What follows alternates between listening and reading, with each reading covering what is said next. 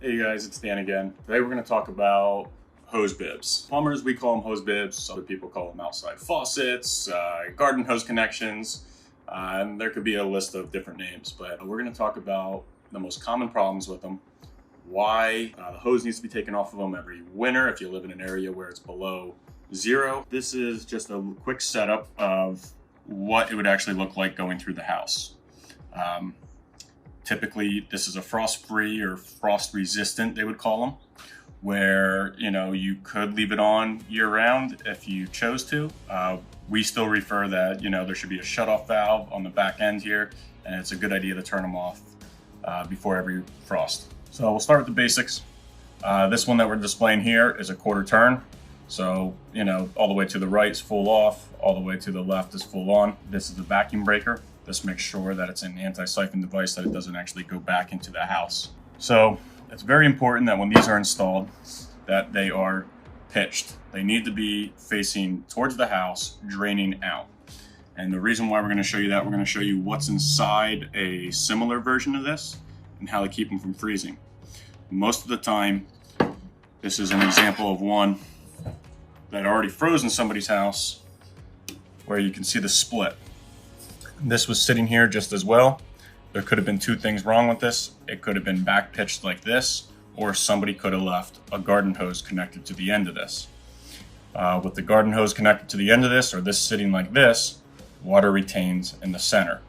In order to understand how that works, we're going to move these out of the way, and I'm going to show you kind of how one of these work inside.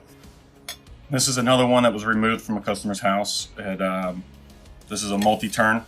So it's not just your typical, one out, but I cut this in half with a pair of cutters earlier. I'm going to show you where they actually shut off.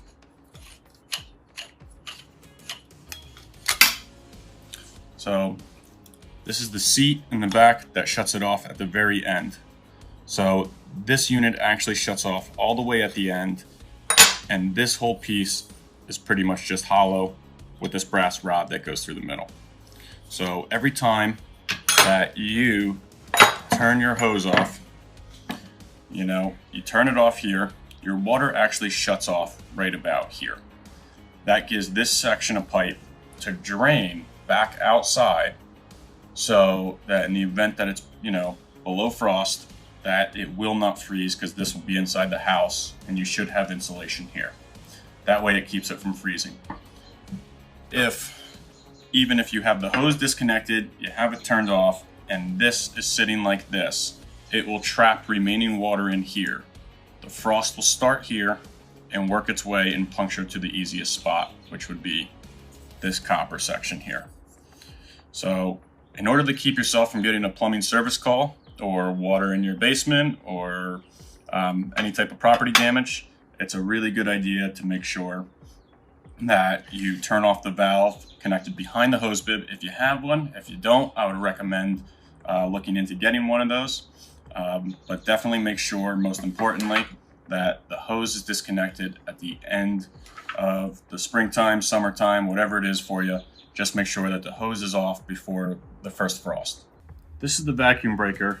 The importance to the vacuum breaker is to make sure that things don't accidentally end up going back into your potable water pipes.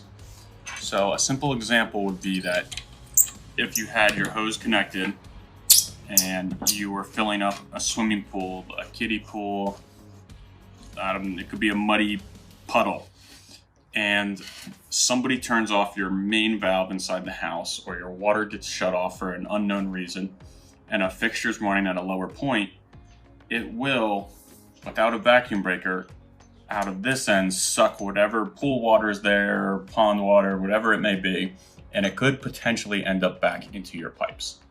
Obviously, nobody wants to drink pool water, pond water, kiddie pool water.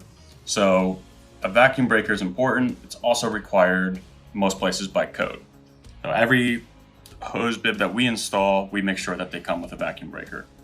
If you currently have a faucet that doesn't have a vacuum breaker, you can buy one that ties on externally.